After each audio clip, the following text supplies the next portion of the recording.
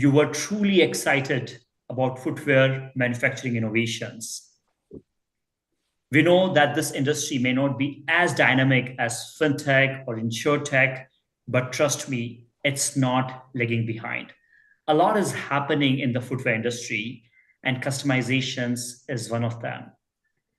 There are technologies such as AI, IoT, robotics that are impacting the footwear industry in different manner at different steps of the overall process. And that's the reason EthAum Venture Partners and Fitasy are thrilled to host thought leadership panel on customizations at scale in footwear industry. This is Pankaj Gupta from EthAum Venture Partners, and we are thrilled to host this insightful session with the footwear experts today. We are a deep tech revenue scaler and fund based in Singapore with approximately 100 startups from different parts of the world, stages, and sectors. Now, to start this session, first of all, I would request today's moderator and CEO of Fitasy, Yujun Wang, to give a brief introduction of himself. Yujun, please. Thank you, Pankaj. Hi, this is Yujun. Try to keep it very brief. I got my PhD from MIT. In the last 10 years, I working as a research scientist in the automotive industry, right? Two of my original computation model become industrial software. One short label I put on myself is I'm people who love technology and love to solve difficult problem. Yeah, that's it. Thanks a lot, Yujun. So MIT, automotive industry, and then footwear industry. Pretty interesting transition. But yeah, now I would request our panelists to introduce themselves. If I may start with Nicoline. Nicoline, please. Yeah, sure. My name's Nicoline van Enter. Most people call me Nico. I have been in footwear innovation for more than 30 years now. I run an international footwear innovation platform called Footwearology. And with that, we do research, consulting, and education. And we just finished a big event last week called Footrise that brings together all the innovators actually from the world of footwear. And there's also a bunch of people in this panel who were also present there or who were there last time. Hi, Philip. Yeah, and I will basically look at this innovation from a very broad perspective. Fantastic. Thanks a lot, Nicole. I'm sure that you may have reviewed a bunch of innovative solutions in the last few decades, and you'll be able to provide a lot of interesting insights on what worked, what did not work, what are the challenges, and so on and so forth. Now, I would request Kuba to go ahead and introduce himself. Kuba, please. Hello, my name is Kuba Graczyk, and I'm a CEO and co-founder of Kubes. Kubes is a company with the aim of bringing back footwear manufacturing into the United States with automation, robotics, 3D printing, AI, machine vision, all of that. And we're already there making shoes in California. And we're super happy to be here and listen to all the experts and what you guys all have to say. Fantastic. Thanks a lot, Kuba. We obviously need more founders like you who can adopt the right technologies and make the impact. May I request René to go next, please? Sure. Hello, everyone. My name is René Medel. My background is industrial design, and I've been doing footwear innovation since a while. I'm sitting here in Framas in Germany. I'm taking care of digital creation from 2D to 3D using extended reality, artificial intelligence, and everything in between to make some shoes feasible to go to production. Fantastic. You. Thanks a lot, René. I can already see that there's going to be a lot of mention of AI and 3D printing today. So that's amazing. May I request Xiao Min to go next, please? Hello, this is Xiao Min. I'm a Chinese new sneaker brand, the founder for the brand. Our brand the name is Bajiu, means Chinese food. So we use the food name for the footwear design, or be like the more natural, or use some eco materials to use them for something like this. Yeah.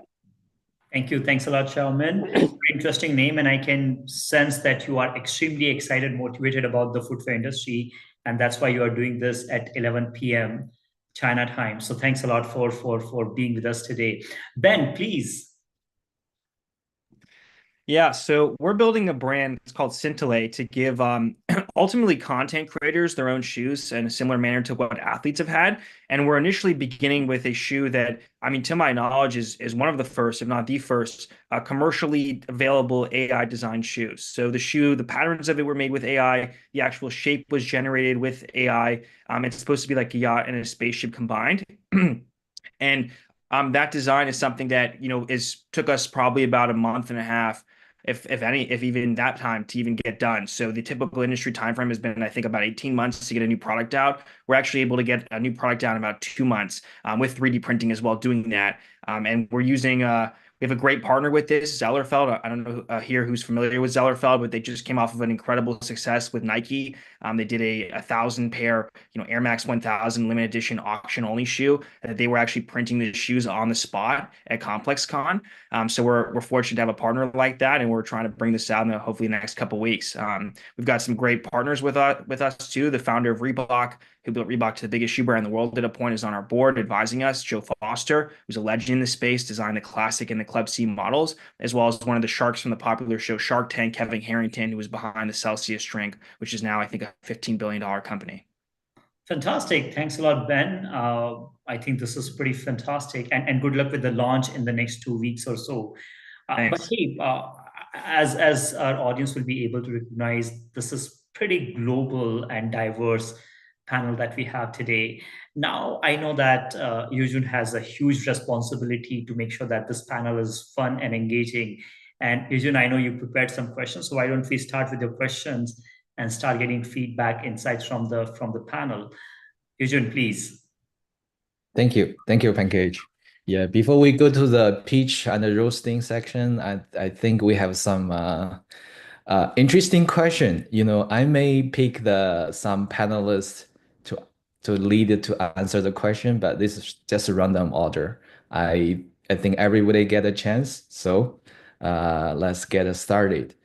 So I think the startup is for the future. You know, we are excited about all the new possibilities. You know, there's a new technology like XR, AI, IoT, right? So for you as footwear industry leader, what are the biggest? Let's start with something negative. What's the biggest frustration or positively opportunity that the new innovation, the technology I mentioned, are facing right now? I hope you can share some of your own insight and the stories. Maybe I just pick one panelist to get us started. Kuba, do you mind to share something on this topic? Yeah, sure. That's a great question, and thanks for picking me first. I think the biggest frustration, I wouldn't say it's a frustration, because, you know, we're all trying to make a dent in the universe, and, you know, there's 18 billion pairs of shoes made every year, and not everybody owns a home, not everybody owns a phone, but almost everybody wears shoes and buy them. I think within our space where we're touching footwear innovation and manufacturing and everything along those lines, not necessarily 3D printing, but 3D knitting and adaptive molding and other cool and amazingly sound words. I think as innovators, we have to be connected way more to people who are actually manufacturing the footwear. Last week, I participated at the Nicoline Footprint 3D Footwear shows in Barcelona, and I've noticed that there is this huge disconnection between people who are creating all those innovative ideas and those who are making the shoes with traditional ways and trying to figure out how to make them more efficiently, faster, and whatnot. And many of the people who are creating those innovative solutions never actually been into the footwear production floor. And they are solving problems that seems cool on paper, but those problems were either already solved or actually are not a pain to solve because we have some other solutions to do it, or they simply doesn't exist. So if you're in the space of footwear innovation and out there on this panel and whoever will watch this and try to get inspired, try to find somebody who is making shoes around you. It can be you're like a cobbler who makes leather shoes, or if you're lucky, you may have access to some cool innovative factories, and go knock through the doors and try to see how they make shoes, and then try to solve some of their problems because they'll tell you what the real problems are. And I think that's my feedback, or I would say, I wouldn't call it a frustration. I would just like to point everybody to that direction, to be more real and solve more realistic problems, which will benefit the space. Yeah. Thank you, Kuba. I know I talked to many experts in this area. One part of the opinion is people are happy what they are having right now. Why bother new technology or new solution? No new things under the sun. We are happy with what we're having. But there's some people think differently. Because if you would ask the people who are riding the horse carriages, what do they want? They wanted the faster horses. Didn't want a car. So it doesn't always work like that. You have to keep reinventing the processes and innovate, but always listen to your customer, whether it's end customer who wears the sneakers or the shoes, or somebody who's actually will be using your technology for designing or manufacturing or maybe even distribution. Yeah, I think I'm with you. Since you mentioned Nicoline's platform and the forum, Nicoline, do you mind follow up on this question? What's the biggest opportunity or frustration? I think I have one main answer that also answers a bunch of the questions that you might still be asking.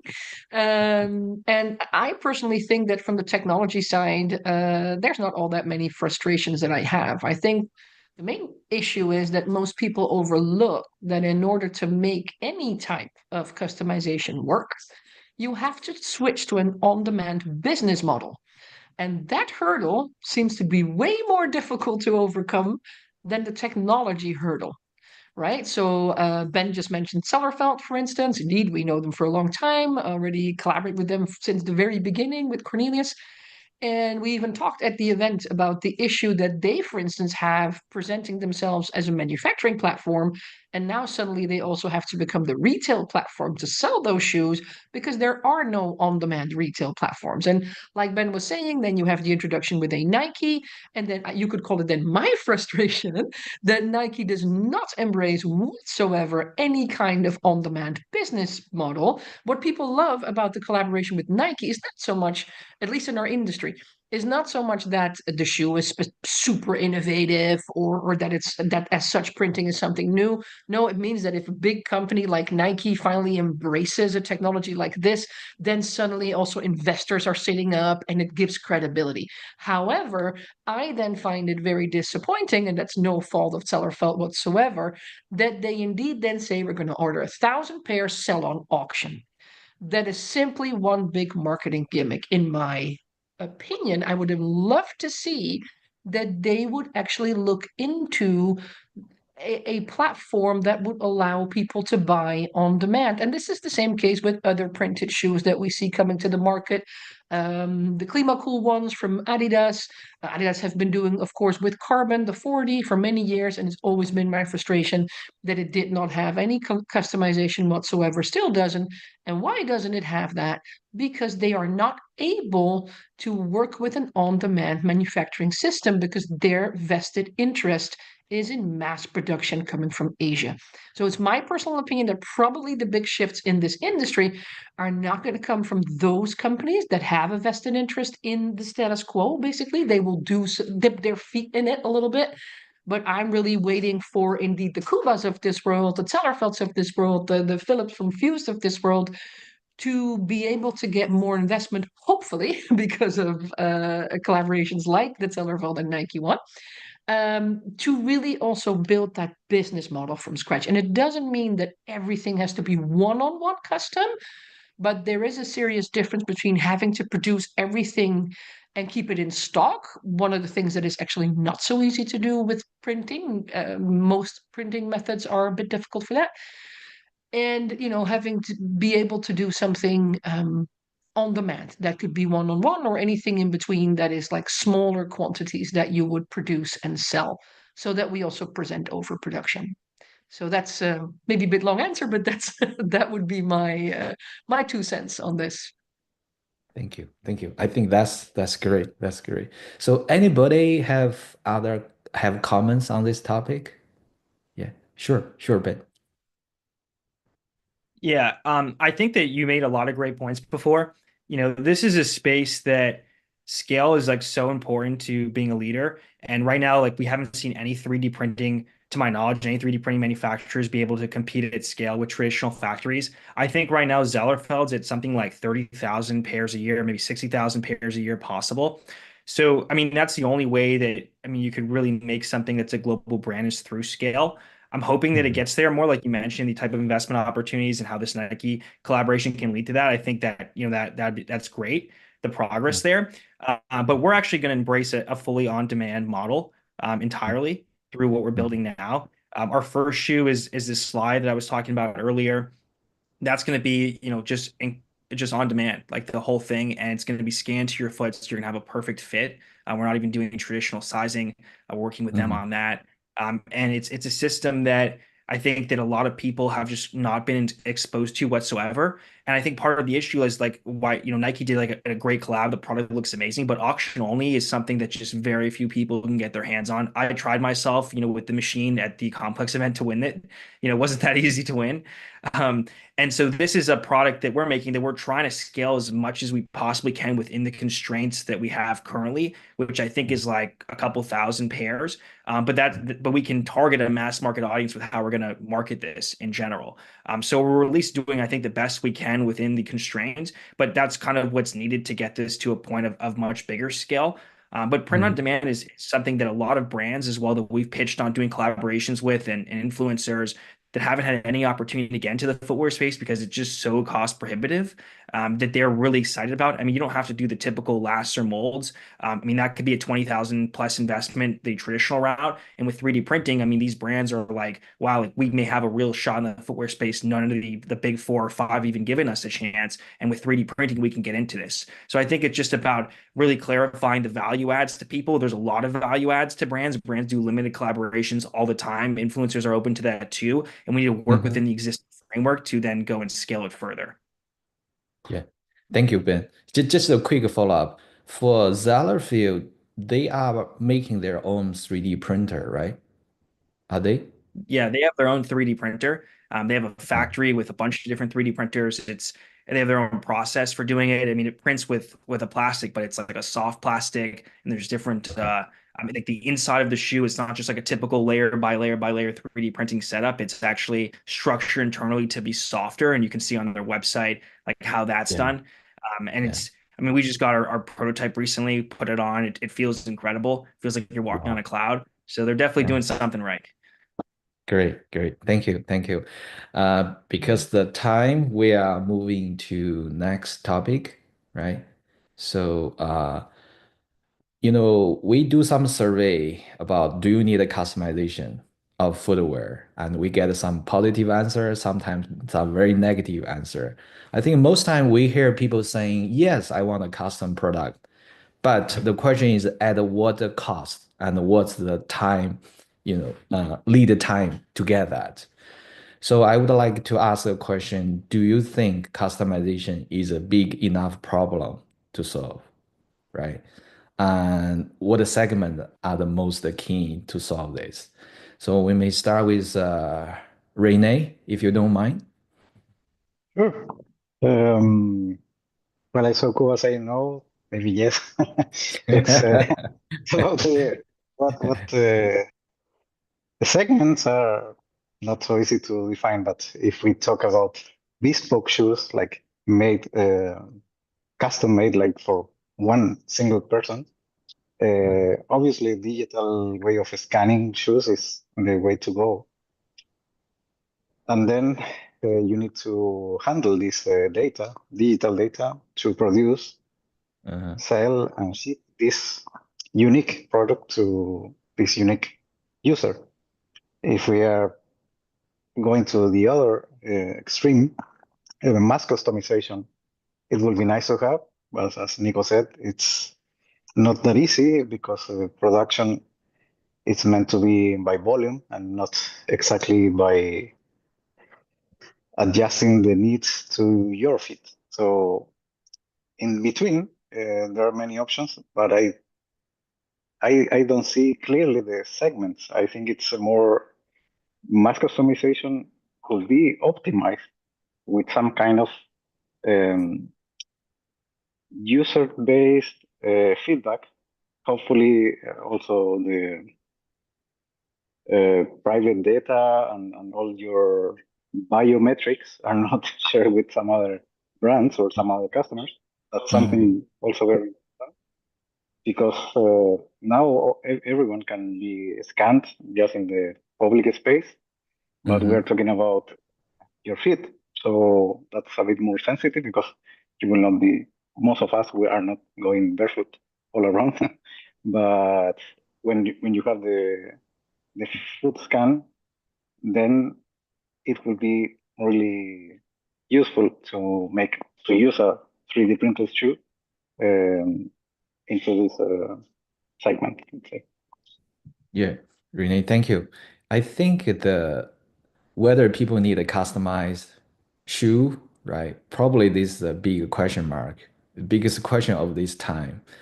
I think my question, simple way is if new technology can reduce the cost close to these normal shoes, reduce the lead time very short, does people get the motivation to scan and order? There's more actions when you buy custom shoes, right? My essential question is, do people have enough motivation to overcome these frictions to switch to custom shoes, right? Are you Can I say positive something about about this that? or less positive? Sorry, again, please. The question is, when the custom shoe are widely available, right? Technically, will significant population switch to this option? I think in that case, if it's footwear, it's always a thing about grading. We can skip grading if we are really having the personal data of every user, but that's not that easy to do. That's why I was saying in between, we could have like an optimized grading system, maybe not for everyone, but fitting better for some groups or some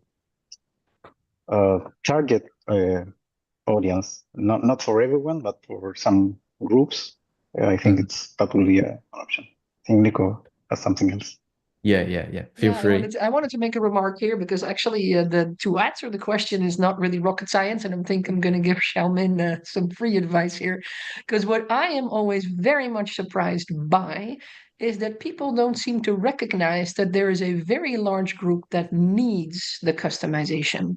That, unfortunately, is not the group that is mostly approached now, because what we see now from whether it's at Sellerfeld or any of the brands we have here. So sorry, is when Nico, you're- which group need Yeah. custom shoes? So Sorry to interrupt. the group that really needs it is the group that needs orthopedic or semi-orthopedic footwear. And China happens to be a country that has a very large segment of the population that is growing that needs that, right? If we're looking at customization to size, which is what we're talking about here, because there's a bunch of different types of customization, but Fitasy that we're talking about is about customization to size. So the reason why, for instance, in my conference, I now have almost half the audience coming from the orthopedic industry is because this is a really growing segment because we have an aging population in the world, but it's often overlooked because it's considered less cool, because older people. Even though I think that this is a very different segment now. And frankly, when you said, what if indeed with 3D printing, you can get to the price level of a regular shoe, this is in the advantage of countries like China and other countries around the world that do not have an insurance system that pays for orthopedic footwear. Because if we look at Northern Europe or the United States, Canada, there's a lot of countries that have a system, with podiatrists, orthopedic shoemakers, health insurance that pays for footwear coming from that side. And it has always surprised me, and I've worked in China a lot, that indeed China doesn't have that structure so much. At the same time, though, it has a very large older population that is very much in need of footwear that helps them, not just with fit, but also maybe with specific actual foot issues. And I think this is a really great solution already for there. Of course, now since printing and AI and AR, VR, all the technologies that come with printed footwear are new, it's kind of approached as a very hip thing, which is also fine because you could also say, well, there's people indeed that would by itself felt it would like customization, but those people might actually like a different type of customization than the people that need the customization specific to their feet. So that's something that I would definitely advise to not underestimate. It's a big market. There's a big need. It's also a part of the population that, not in every country, but in many of these countries with an older population has the money to pay for that. And they no longer want to wear the old-fashioned comfort shoes that have the same color as your compression stockings or whatever. They also want to have nice sneakers. Look at brands like Skechers. Why are they so popular? This is not because they are sold mainly to a young audience. This is an older audience.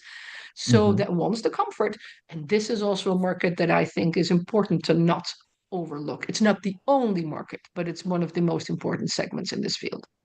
Yeah, talking about that, I would like consult with Xiao Min. You have some comments in this area, Xiao Min? Okay, thank you, Jane. Thank you, Nico. Before this, I want to say because I can't speak English very well, so before this meeting, I prepare a small document share for Yujun. Maybe I can share for everyone what I prefer this. Shall we? Let me share you. Sure. I Okay. think your English is good, Xiao Min. Don't underestimate yourself. So I'm just nervous, I can't. Sorry, wait a moment.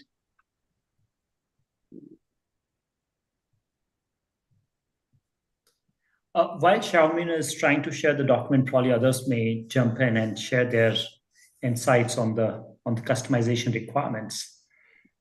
Yeah, I like to share a thought on. I think there's a lot of talk about like customization fit, which is like super important.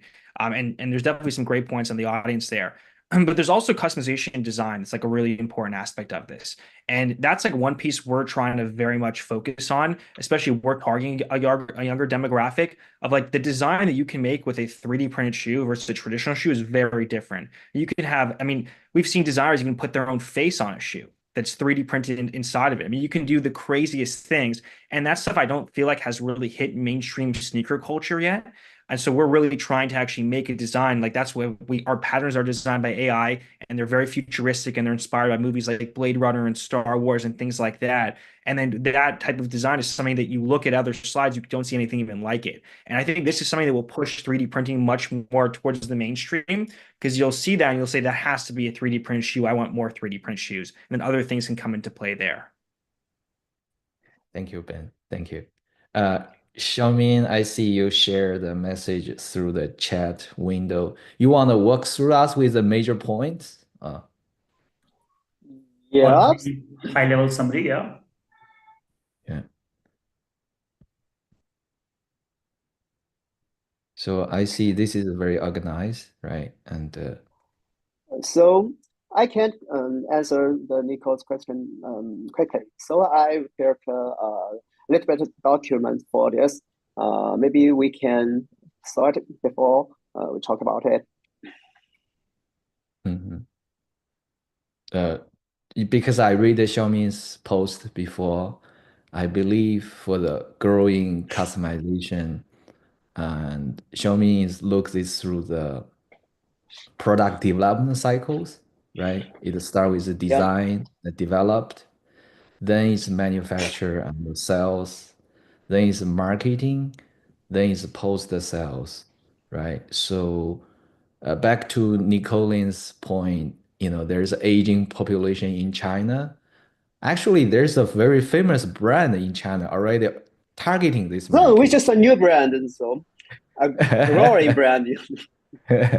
Yeah. So I would say if I have some minor pain and I am in my 60s, and if there's a brand offering this solution, and if that's not very expensive, most of the retired people, they have good, retired pension or benefits. I think I definitely would consider this option. Xiaomi, you have any other comments on this? Let me see.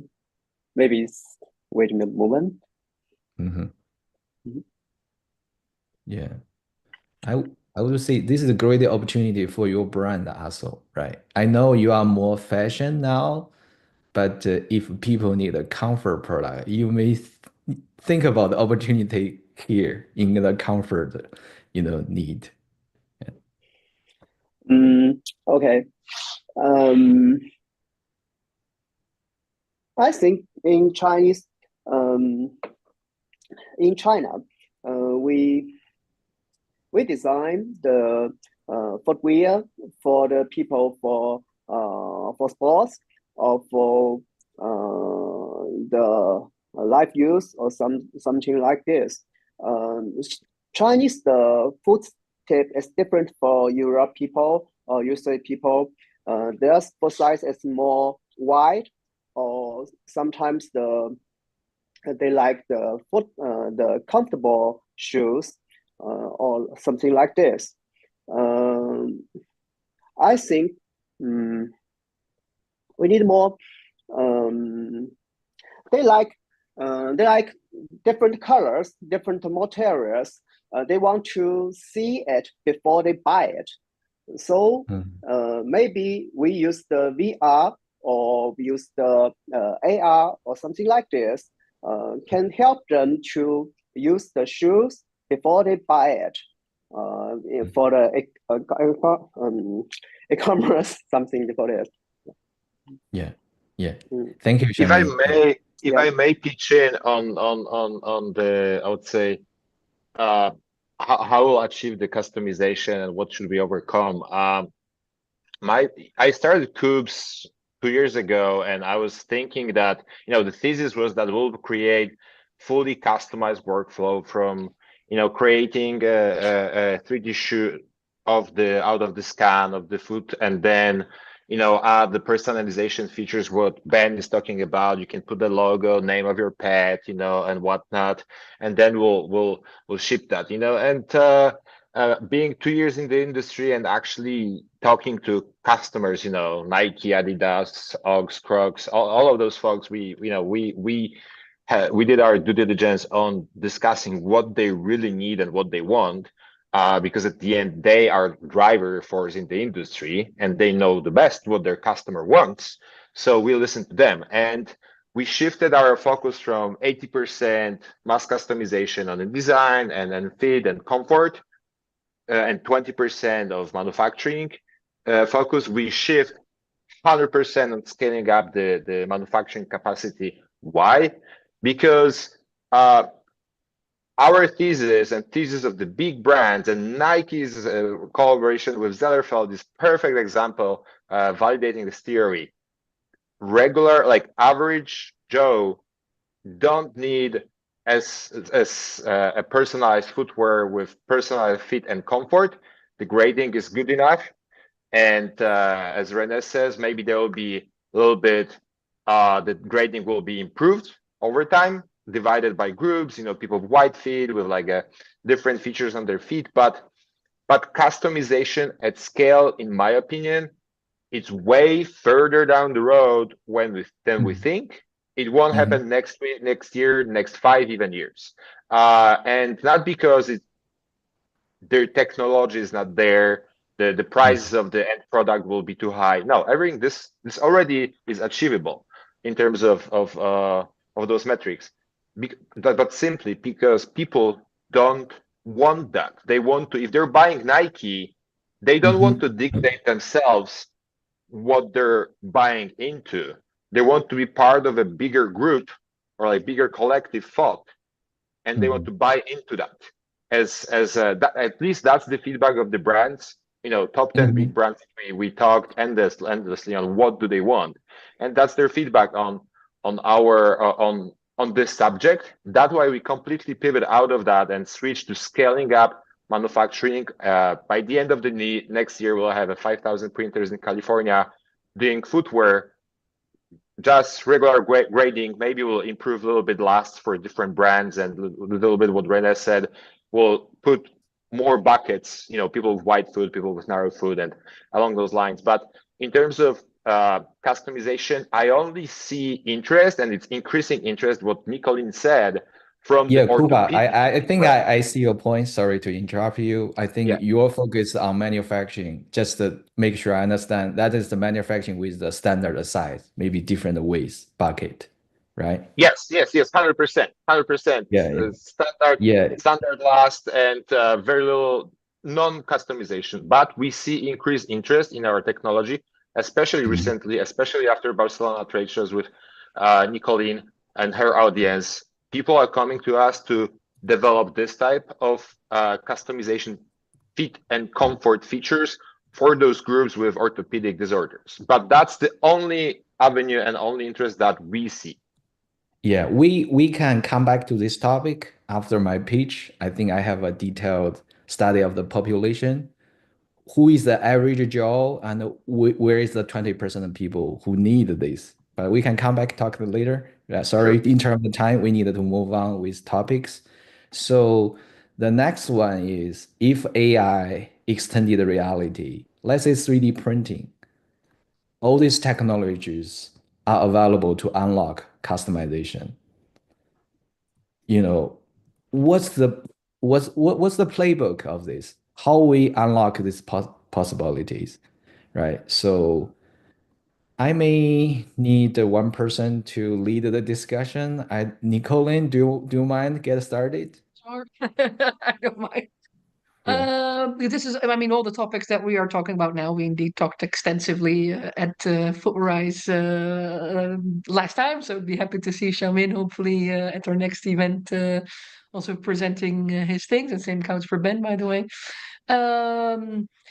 I think that what is really important is for people to understand that these technologies are a means to an end, not a goal as such.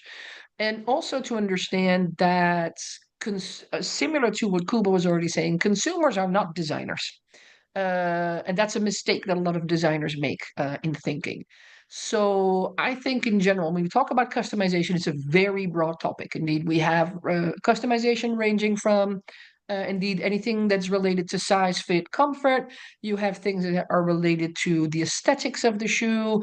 There can be a system that we call each one different, which is not necessarily done with interaction with the user, but it could just be that each of the shoes you make is slightly different so that people know that the one they have is absolutely unique. And I think what we first need to understand is to do a lot of trials what consumers actually think, because now there's so many assumptions that people come to me with. Consumers will want this. If you ask a consumer, they will always say, oh yeah, nice. If you then present it actually to them and actually test it, I can give you an example from Vans that I used to be a consultant for. They have a customization system for aesthetics.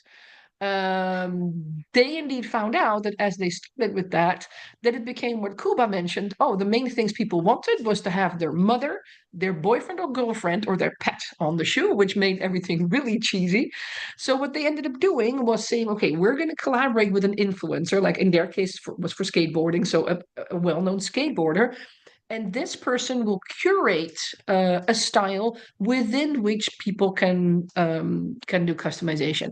Same thing for AI. I would love AI I mean, the data that we actually need to make this work are data that we are not collecting now, because I still see systems that require, on the aesthetic side, some type of slider or input or whatever from that consumer, where it would make a lot more sense to say, give me your favorite designers now, give me pictures of your favorite shoes, give me pictures of what you have in your closet, of the people that you follow online, and our algorithms are going to generate this for you.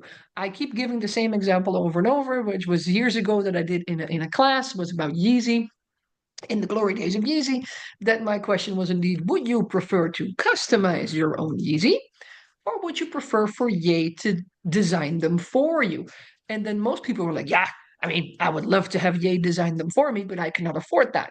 But I was like, what if I Kanye-fy an algorithm, because his aesthetic is actually quite simple to get in an algorithm that's quite consistent, the things that he wants in terms of the look of something, and it could create things for you. Then still you are lacking the part which Kuba also mentioned, which is for a brand. And indeed, that's a big discussion we also had at the event. We will need to still see that combination of indeed people wanting to buy into a culture, a feeling, whether this is a brand, an influencer, a celebrity, and then want to have the feeling that they have something custom, and it might not be them having the wheel on what the actual customization is. And then secondly, what I would like to see in data, Ben, for instance, was mentioning that indeed a lot of the designs that we see now for 3D printing, they have to be specific. You cannot just have the same design that you would use for molding as you would use for printing. And we need systems that start recognizing better within the design what can be printed and not, and basically already designed from that perspective. So we need a bunch more different data, not just on fit preference, people's preferences and what they wear, the different brands that they want to buy into, and all those data need to come together. And that's a more complex playbook that we're looking at. Yeah, I can share a little bit of my own experience. I go to our local shopping mall, the largest one. I see hundreds of shoes displayed there. None of them I love. So I think I may not be alone on this case, right? There should be Then some, if you would have to explain, if I would ask you yeah, then now what's wrong with them, I yeah, bet that you will have issues on really explaining, this is what I wanted to be exactly. You would probably want to be presented with a pre-selection of shoes that might be a little bit more tailored to your taste, which is something an AI can learn. And then you maybe make a choice of that, because for designers to then, for consumers to say, we hear that a lot. I cannot find the shoes that I want in store. And I could totally understand that. Of course, we see way more similarities because only the larger retail chains have survived I with see. physical retail. Yeah. But then to describe what it is that they do want is Yeah. not something that most consumers would describe in words. They would, and I think it's also not for them so much to recognize. It's almost more something that an AI could probably analyze quite well and Yeah, make I think a good suggestions. These are example some could of the be, systems I miss. Yeah. yeah, sorry. A good example could be TikTok. Nobody know what a video you like, but let's Yeah, take a look at your reaction to some video, send it to you. I think a similar concept can apply to shoes, and then we can do absolutely. a better job, right? Yep. I So think a good sorry, example. interrupt you. Yeah, go, Yeah. Ben, if you get in 1 minute, we have one more topic to cover. Yeah, go Okay. ahead. Yeah, a Yeah. good way to look at this is like just look at the success of Nike ID.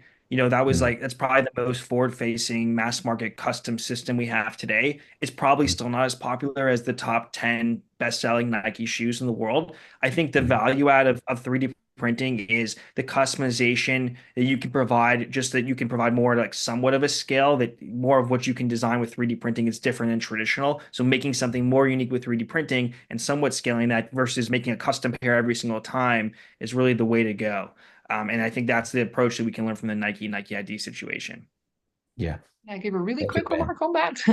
Do you Sure, have sure. any numbers on repeat buying of Nike ID? Because that's something that we try to do some research in, both into the Nike ID as well into the My Adidas.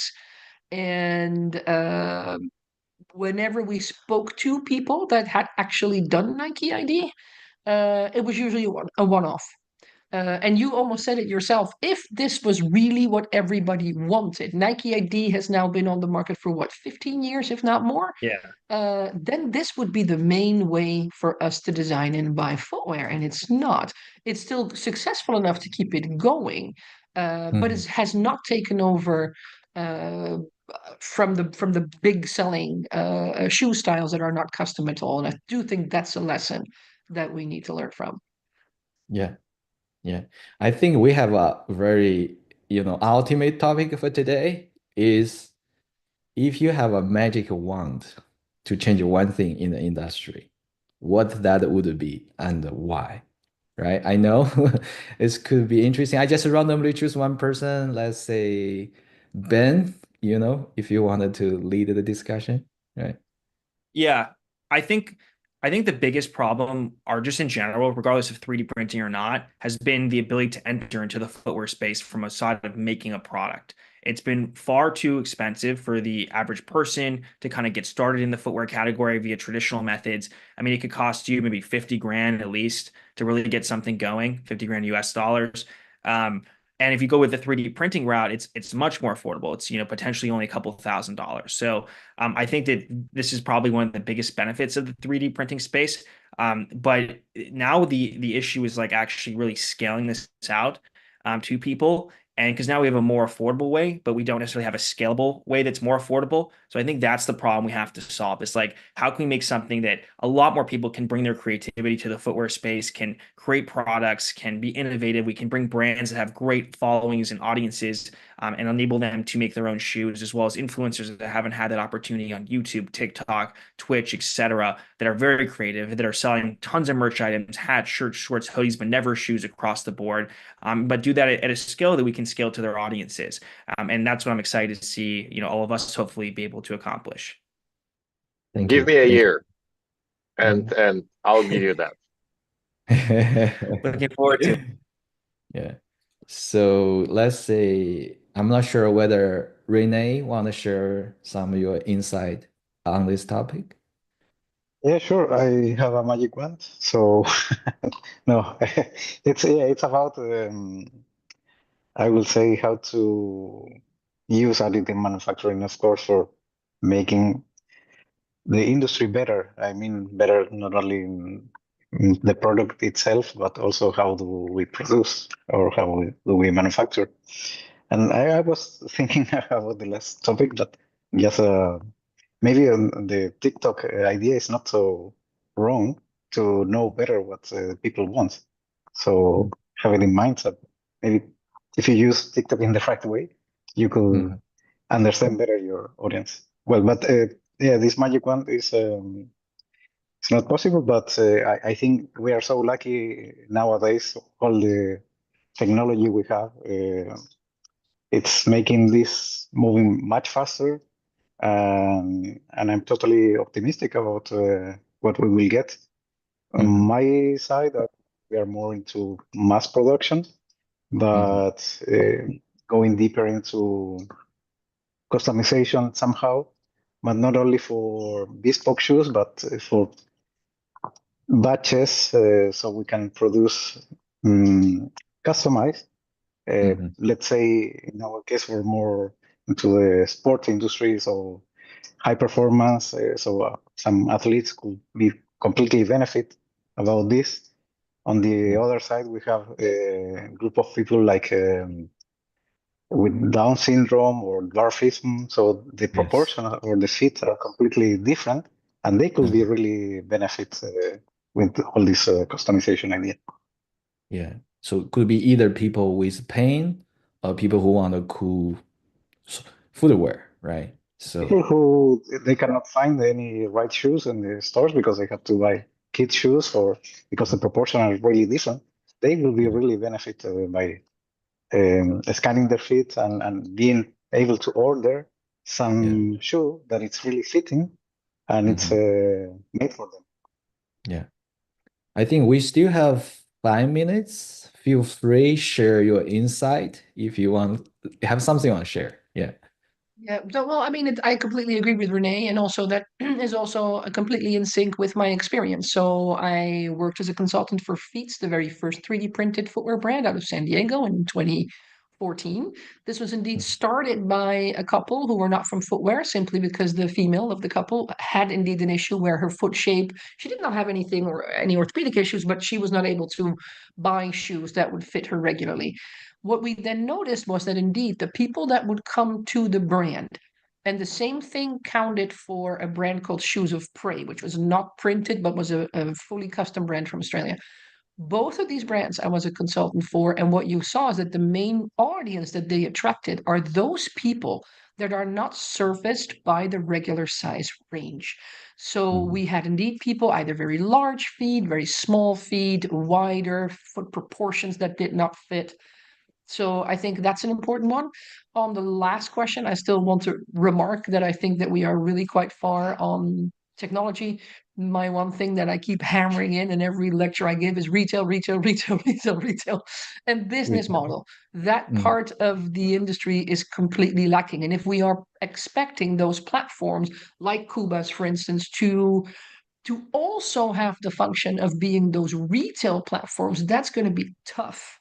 So we are looking indeed for the Farfetches, ASOS, Zalando, Foot Locker, I don't care who, big platforms that attract a lot of people, also the platforms of the brands, to be able to do on-demand sales and to embrace the idea of network production. We had a great lecture from Alex Tsar from La La Land, who's producing Elastium shoes in his factory in Los Angeles. Indeed, about the business model of on-demand manufacturing, where he could make it clear that this was always more profitable than doing mass production because you have a very different margin system. And I completely agree with that. But for that, we indeed need more of what we would call these network manufacturing sites that we don't have currently. So that's a real big hurdle for the industry to overcome. As long as the bigger brands still have that image of, yeah, great, but I want you to develop, to print that shoe within a matter of minutes so that I can order millions of pairs in advance and do basically my same system as I do now. That's going to be tough, and it will take time to set up that infrastructure. So it's really nice that people like Trump say, oh, now we're going to do local manufacturing, put tariffs on everybody. But the structure's not there yet. This is really small. We are missing major parts.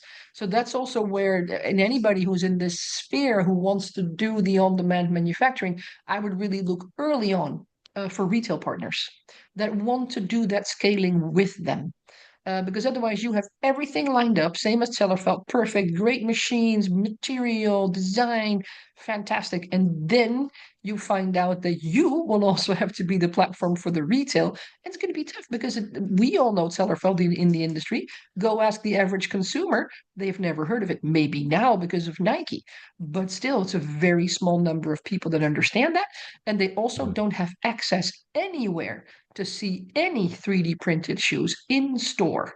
So physically, whenever we do demos at whatever retail show for shoe retailers, they always approach the booth and point the finger and expect like tick, tick, tick, that it will be rigid. And then they find, oh, wow. And this is the same thing that a consumer has. They've never had these shoes in their hands, and they're all usually very positively surprised at the comfort. And that's great. And that's why we will need to do more, whether it's pop-up stores, I don't care if store in store, but more physical retail in places will be necessary to convince people, because the AR will not be able to give you that haptic feeling. So The to aesthetic make things of sell, right? it. To have the good retail model is the key to Yeah, unlock even if it's jobs. just, sizes. I know that that Philip has like a range of shoes that he can use for fit, so that people can try that and then feel what the shoe is like, and then you order it. You don't have to have each and every shoe you make in stock. You can have different ways around it, where people indeed order online, might even scan in store, whatnot. But at least are able to experience that shoe, because even if you would go on a website like at Zellerfeld, since this is a new aesthetic for the audience, When I show it to my family who are not in shoes at all and also not particularly super fashion minded, they think that it's going to be a rigid thing because they have no reference to these shoes. They're like, never seen that. Maybe they have seen like the Adidas 40 carbon soles. Then you just get comments on, oh, pool collector and open, da, da, da, da. But to have these printed shoes, yeah, we need more exposure, and this is something that we also all need to work on. So that if we don't take care of that part, uh, the reason why Nike's so big, really honestly, it's not because of their manufacturing. I can tell you that. This is because of their marketing, their exposure to the consumer, that they are masters at marketing. It's not because they make the best sneakers on the planet, because they do not. So that's really important to understand. That's a very good point, Nicoline. I think a pancake, I'm not sure, should we move to peach, then QA? Yeah, apologies. I know that this is very interesting and insightful conversation, and I could Yeah. sense the passion that our panel have Yeah. on this particular topic. But unfortunately, we'll have to move on to the next segment of the session of the event, which is roast session. And in this particular session, we are going to roast Yujun on the solution. What do I mean by that? I mean that Eugene will be presenting his solution, and we will be asking difficult questions, providing him feedback so that he can learn from the feedback of the experts, subject matter experts, and learn from that. Yeah. Why we do that? Because most of the times founders are not able to get a brutal, honest feedback. They get a sugar-coated BS, which does not help, especially to the founders. Okay, so Eugene, why don't we start sharing the screen and start presenting Fitasy very quickly? Yeah. I would say probably 1.5 hours, not long enough. I can stay longer if you are available, right? And I will start sharing Fitasy solution. Be direct, be brutal, no mercy on me. Ask any question you want. Let's get started. Yeah. Let me share my screen.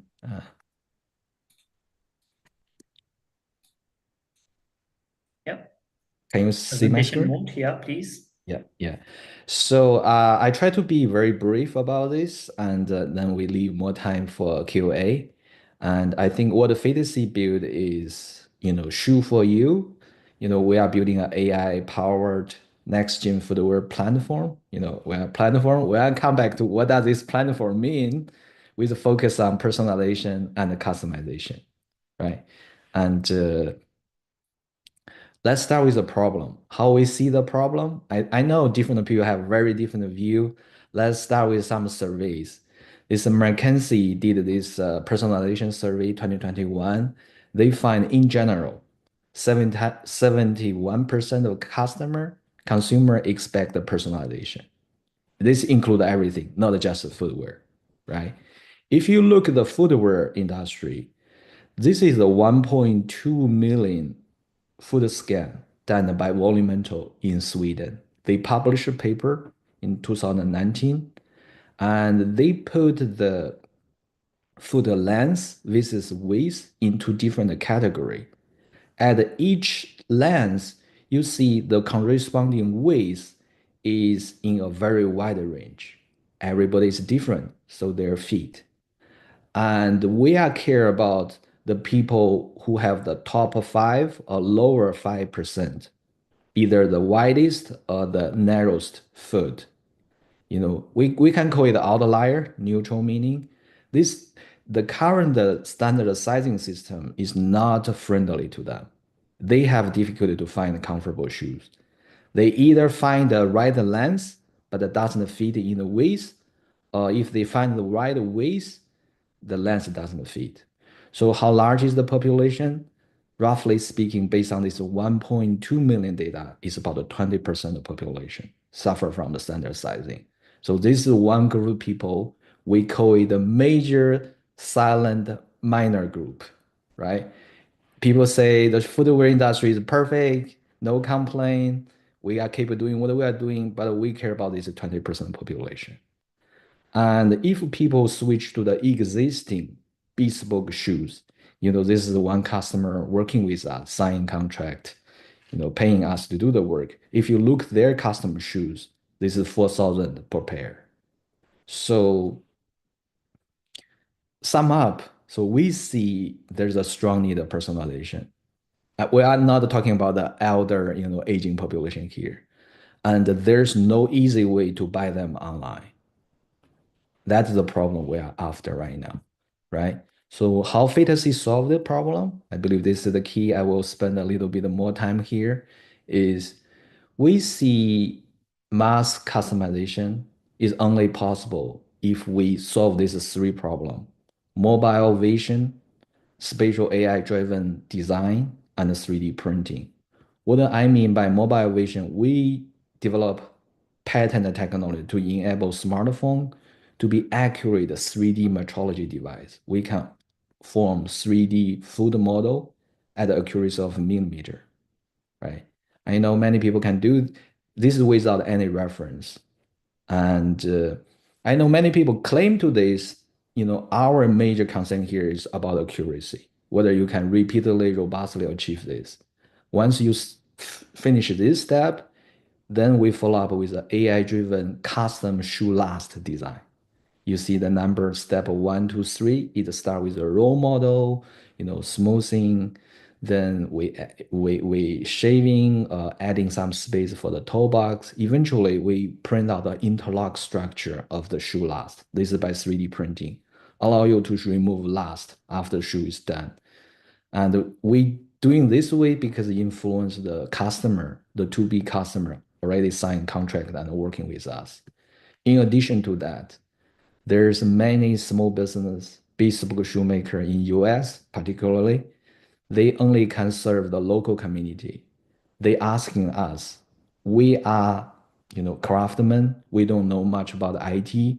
Can you build a system, connect us with a remote user? We say, yes, this is something doable. Later, they connect us with the Department of Veteran Affairs, which have big budget for custom shoes. They raise the same request. We have a larger population of veterans. They need custom shoes. We want to have an IT solution for them. So that's the reason we started this platform. And this initial focus is medical user or existing bespoke user. And within this approach, we can reduce the time, reduce the cost. If you are not familiar with the existing traditional custom shoemaking, I can walk you through very quickly. You need to get a phone call, have an appointment of on-site. You go there, they usually using the plaster model to make a female mold first. Then they pour plaster inside this female mold to make the foot model. Then they directly working on your plaster foot model to make a plaster shoe last. Then they proceed with the shoemaking. One way to summarize this thing, they spend a lot of time, effort to make a customized plaster shoe last. And that's one of the reasons custom shoes so expensive and slow and not remotely available. So immediately, with this bespoke shoemaker at Kentucky, we already signed contract, start working with them. We provide the Fitasy, 3D print the last solution. Same idea. This is start with a scan. After scan, you immediately can see the 3D point cloud of your foot on the scanned phone. The data will upload to our cloud. A refinement will done there. Will generate a custom last, by this AI-driven protocol. And then this order will send it to a 3D printer, very cheap one, not widely available. We will print this interlock structure of custom last. Based on that, this custom shoemaker using that to make a custom shoe. This case we are showing for diabetes veterans with hammer toes. You see all the toe are sticking up, right? And he's quite happy with the shoe making by Fitasy technology, right? So if you really visionary, think what's the most efficient and a cost-effective way to make custom shoe. We think it's not this way. This way, you still need a hammer nail working with a 3D print shoe last to making shoes. A direct way is you do the scan, you design the custom last in the digital space, and pair with the shoe design, directly send it to the printing, right? One click, you can get the 3D printed shoe out. We think this is the future solution, and this is the most efficient and cost-effective solution. And that's the approach we already have demo in this area. So about our business model, I think Nicoline have very good point. Our initial design is we are a software company. We provide a scan software. We can have that API available for a potential collaborator. Because this bespoke shoemaker request, we also build a platform, connect this shoemaker with their remote customer. I think primarily now, the initial target group is VA veterans, right? So in terms of hardware, this is based, we added this based on customer request. You cannot make a shoe out of digital model in the cloud. They need a physical thing to make a shoe. This is how we added shoe last product. And more recently, we added these two 3D printed shoes.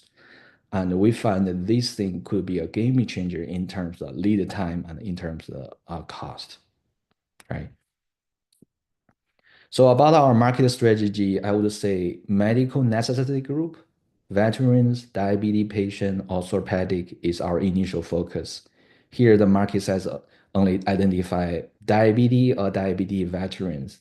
In US, this market size is already 8 million people, right?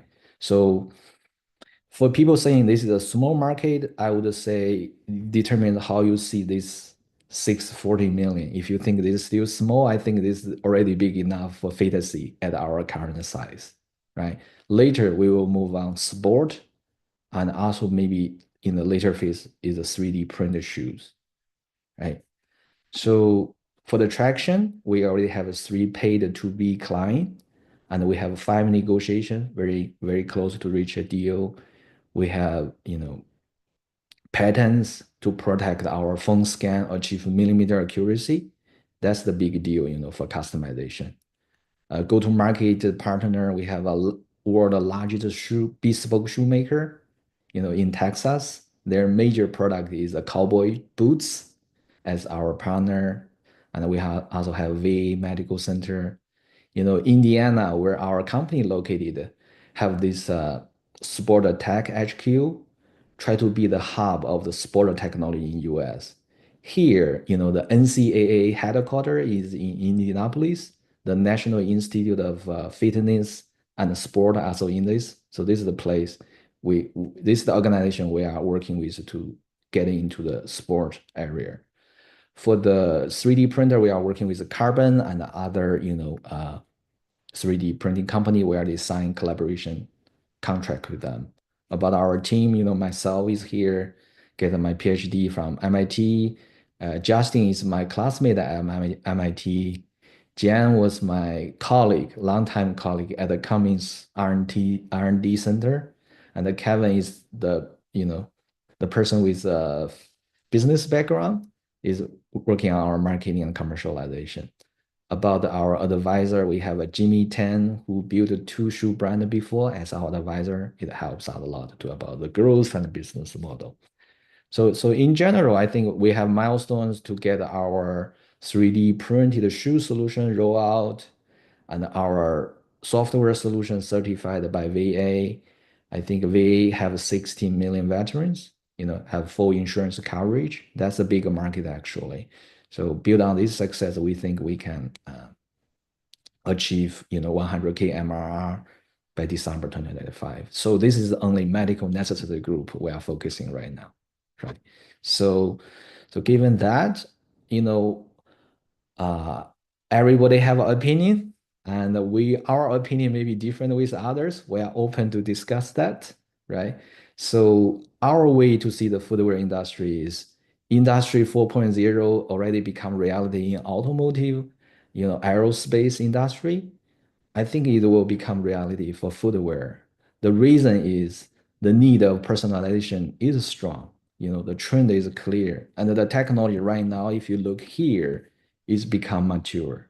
So I think this is the right time to offer, personalization to everyone. So that will conclude my pitch. And, I'm happy to take any question or challenge, you may have. Yeah. Okay, please have some water with you, Yujun, if you start feeling thirsty because of difficult questions. Okay, I'm mentally ready, so I don't need water. let's take some questions. Yeah. Yeah, please go ahead. May I start? Okay, so maybe I love the idea. I love the deck. You nailed it's clear that you've been practicing and ironing out your pitch deck. And from the last slide, you've raised we can see that you've raised some angel money, which is great. Congrats on that. It's not easy to do it.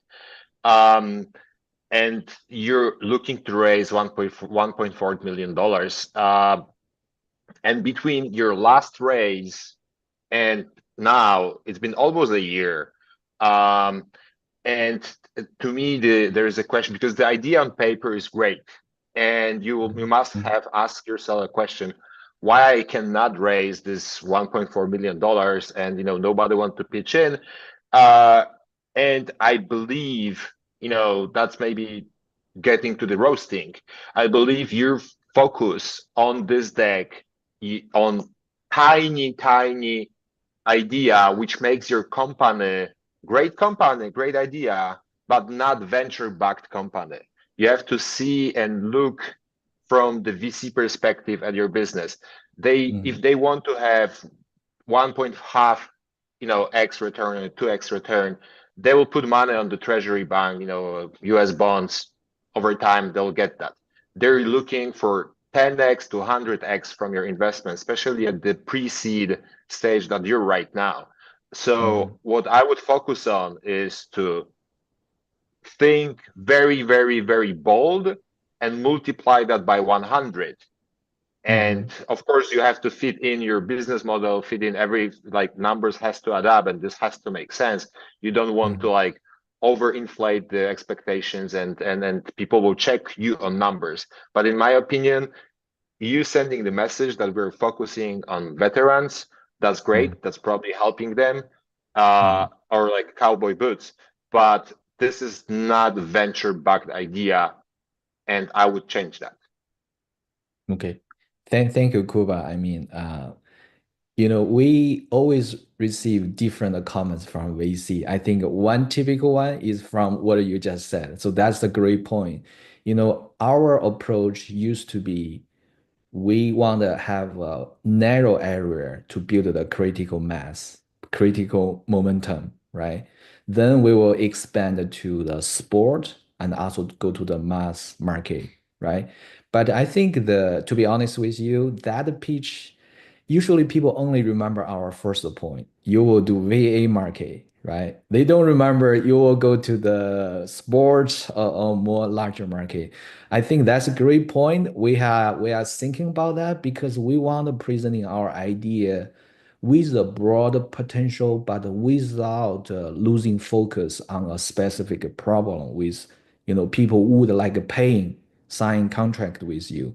So, we can connect offline. That's a very good comment and very insightful. That's one problem we are having right now, actually, to be honest. Yeah. Sure. We're in the same thread of emails, so just hit me up and I'm happy to chat always. Yeah, we are fortunate that we have an angel investor continue invest money in this. He's committing invest more, so we are not that on the verge of stress out. But yes, we needed to give investor the confidence. This is 100x returns potentially, right? Yeah. Okay, let's take next question. Yeah, Nicole, please go ahead. Yeah. I would like to understand, so because I was actually quite a bit surprised in your pitch that you are targeting this audience, because that's not really what I took from looking at the shoes on the Fitasy website. Not from an aesthetic perspective, by the way, because I think that it's not so that we need to make old-fashioned shoes for this audience. It's more that if we're looking at people with diabetes and other actual orthopedic foot issues, doing something, as far as I can tell, what I see there is printed in resin, and it's a lot of lattice. And I would not necessarily suggest to do that for people that have diabetes. And in that case, my question is also, is the main purpose about the printing, or is the main purpose about solving the foot issue? Because if it's the latter, you could have also considered, which is way cheaper and also faster for at least the uppers, to do knitting, especially for people with diabetes. So because the shoes are the designs that I see on the page from a functional perspective for this audience, I cannot really place. Yeah. Thank you, Nicoline. You already checked our website, right? There's two Yeah, I'm prepared before 3D printed shoe already available there. I mean, this conversation happened in a very interesting time of our company. So from the pitch deck is the kind of old idea we have been, persuading ourselves. This is the direction to go, right? The new variable here is we find out a new partner. They are eager working with us using our, software, to do the 3D printer shoe customization. So basically we have two existing business. One area is we working with a traditional bespoke shoemaker, right? What we providing is our phone scan software plus 3D print last. Right now, we already have 3 customers signing this thing, paying us to do this. Yeah. But so you just print the last. You're not printing shoes. It's just a custom last that you're doing. Yeah. That's one existing business. That's have a longer history. Okay. A new business right now is you're seeing on the website is we find a new partner. They say, why bother to do this? You should partner with us to make 3D printed shoes. And one of our partners is very optimistic about this, and he has the control of the website. Yeah, I'm not objecting this, but that's where you see more on our website is about the more recent direction. So I would say these things are not conflicting with each other. For example, let's talk about a typical diabetes patient. If you are in US, you are within VA insurance, you are lucky because they have $4,000 per person to buy these shoes. And the typical price is 1,000 per pair of this diabetes shoe. Yeah, I know. Yeah, I mean, in Europe, it's higher, actually, way higher than what you're mentioning that the insurance is paying.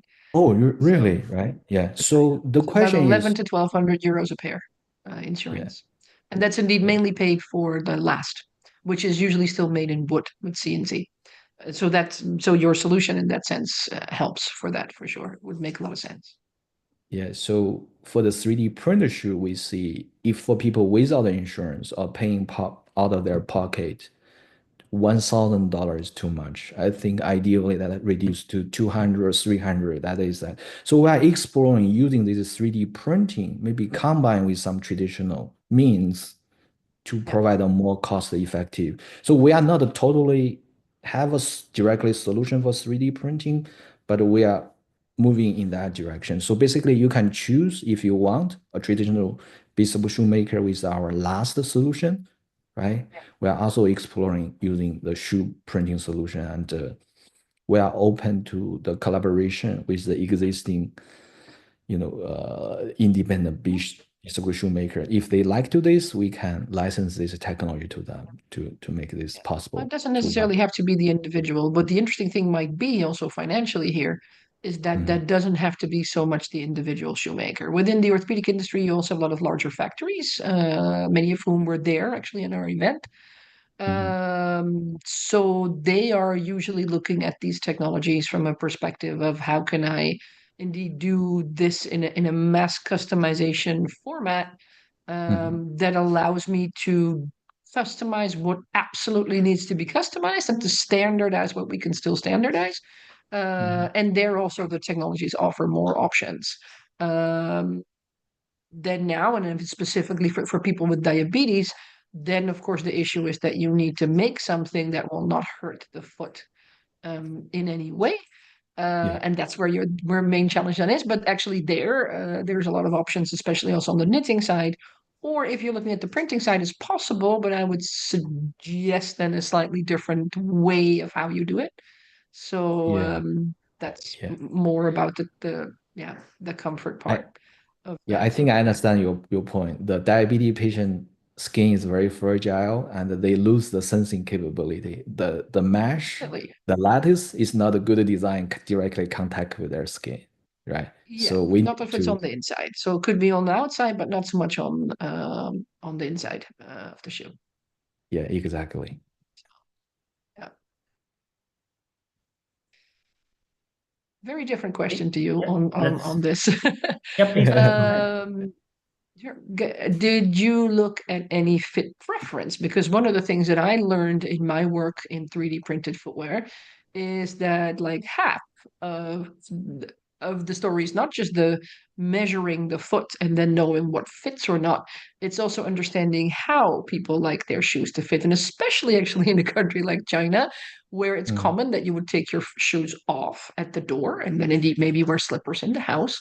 But we find already in general that people in Asian countries wear their shoes larger. Usually I can stick like 1 or 2 fingers in the back because it's then easier to kick them off. And I remember from my first work with feet that we indeed made the shoes all completely to the foot scan, sent them out, and then about half came back with the complaint is not comfortable.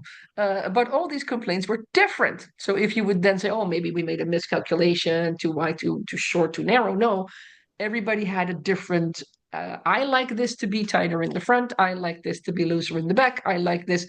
So the preference of how somebody wears their shoes, which is both personal as well as cultural, is also a very important one for you to take into account. Again, for orthopedic industry might be a bit different because this is for specific foot illnesses that you might want to solve for. But for other things, I think it's something to keep in mind. That just scanning the foot is not going to be the solution. That is a great point. I mean, in the medical diabetes area, we see this is a podiatrist and very experienced shoemaker make the decision for the customer, and usually they don't have a lot of complaint. But when you go to the general consumer, I see you have your preference and your psychology interpretation of the comfort could be way different. I know I have 2 friends, the actual shoe foot length have 2 sides different, but they wear the same size. Both of them say comfortable, This is a tricky thing, and you're just used to it, and then you automatically also choose the larger one because usually most people have two different feet. So maybe I can answer the Nicolas question. Sure. Sorry, John. Maybe I can answer the Nicolas question. I think you say the Asian people maybe like the larger shoes or something like this. I think it's about not about it's about the stylish. I think sometimes like the Balenciaga design the shoes bigger, or some Korean stars or some Japanese stars. They like the bigger shoes for they are the stylish or the consumer to do something like to look like the Japanese stars or the Korean stars. They like the big shoes. Maybe they they for them looks like the taller or looks like too sharp. So I think the stylish is more than comfortable. So yeah, part of it could be a style question, but part of it is also indeed how people like their stuff to feel on their feet. I mean, the interesting thing with printing is that when you're talking about style, whether we talk about something more chunky, something more narrow, the interesting thing is that the inside of a printed shoe does not have to reflect the outside. On a normal shoe, yes, because then you usually have the leather or whatever fabric and it goes over that last. And the good thing is with printing, and again, I see great opportunities in the orthopedic field, where the last, for instance, that you just showed in the pitch, a lot of people then have a foot shape that they would themselves describe as not attractive, because it's just culturally that we like to see the symmetry and slimmer. So, and there's lots of ways now, especially with printed shoes, that we can add that extra length and maybe make that shoe look much more oval and symmetrical without having to compromise for the fit there. So there's a lot of options that you actually have there, but indeed it takes other algorithms than to do that. But I think that you will find as you start printing shoes for people for wearing, that you will find preferences of wear. One thing that since you're in China, advice, I know it's supposed to be a roast, but I usually like to give advice, is to speak to a last maker in Dongguan, and they're called Genfa. And they have done a system which is called 108. And they did a lot of scanning under the female Chinese population who wear high heels. And this is a brand that then created a system based upon the data, sizing system, where they say for each length size, you have 9 different proportions. Some people have very high arch, some people have more straight foot, some people have flatter foot, and they found those to be very common. And so they distilled from their scan data to say, okay, we have indeed the regular length sizes that we already know from the traditional sizing system, but we have different proportions within them. So when we scan somebody's foot, we can advise a length size and within that a proportion. And that results in 108 sizes in total. And the advantage of stuff like that is that it allows you to also measure what are the most common proportions versus a length size combo.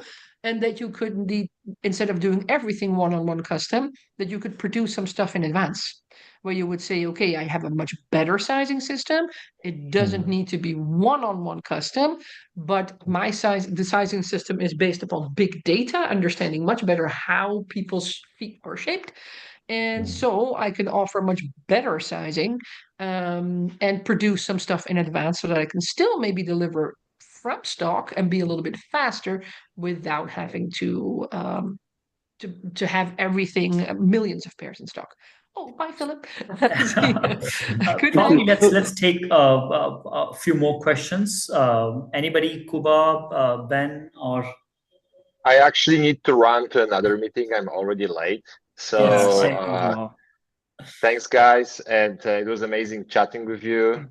Thank you. Eugene, good luck with your journey and hit me up anytime you need anything. Cheers. Bye. Yeah, Thank you, Kuba. Yeah. Any other question from anybody else or final comments before we? I will say I don't get the idea of the shoe GPT. Maybe it's like an extra you wanted to add it. I don't get it, and I see no benefit. Just to be a bit more pointy about on the shoe GPT at the Fitasy website, right? You see that, right? Yeah. So I see no benefit of that, like trying to ask GPT how to size or grading better, but to the customer, I think it's not so good. Yeah, I mean, that's the side product we are experimenting with.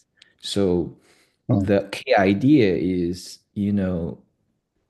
there's some people need a size recommendation when they come to a new brand or a new design. So the last could be different, right? So size 9 as a different brand could be very different. So for example, but I think if you do the real good job with the scanning, there's no need to use like this external use of artificial intelligence. I think it's maybe better to use it for your own development to improve, because from the scanning of foot scanning to a shoe last, there are some things you need to consider, and there are measures. So have in mind that a foot scan is not a shoe last. So they look similar, but it's not the same, because the shoe last has more requirements, not only about the measurements, but also about the function of the shoe. So just have in mind and maybe use GPT for that explorations. So GPT is totally different for a different purpose, right? So that's the reason we didn't put it in the pitch, and that's the idea we're exploring. We have our pre-party data of different size at a different brand, right? If you give me one size at one brand, that GPT will convert to another brand that you are interested in. What's the corresponding size? You know, a lot of people say Anyway, it's a people number don't need from that. Yeah. 5 to 9 UK. It's something Yeah. I think really not useful because anyways, just one number, so it's saying nothing about the real issues of the fit. Yeah. Yeah. And I see some brand and the shopping mall like Storm, they are offering this service. I believe they are buying this service from one software provider. And I don't know how popular they are. So we are thinking if the GPT is available, what's the better version to do this job? So that's exploration in that direction. Maybe, you know, it's helpful. I don't think so. That's okay. I mean, eventually the market will answer. You know, if we decide to push that out the door, the market will tell us the ultimate. Better to ask TikTok. That would be a better solution. Yeah. Okay. Any last comment from anybody from the audience, from the panelists? Okay, I think it has been extremely helpful and insightful. Really appreciate all the panelists for your feedback, your ideas on the market trends, on what kind of innovations are shaping up the industry. So that was extremely helpful. And I'm sure that we should reconnect in the next few weeks and quarters to really see how we can collaborate, how we can support each other, probably, you know, support each other's initiatives and take it from there. So yeah, thanks everybody, and we'll reconnect soon. Yeah, take care. Bye. Stay safe. Take care. Bye. Thanks. Bye-bye. Bye-bye. Thank you. Bye, everyone.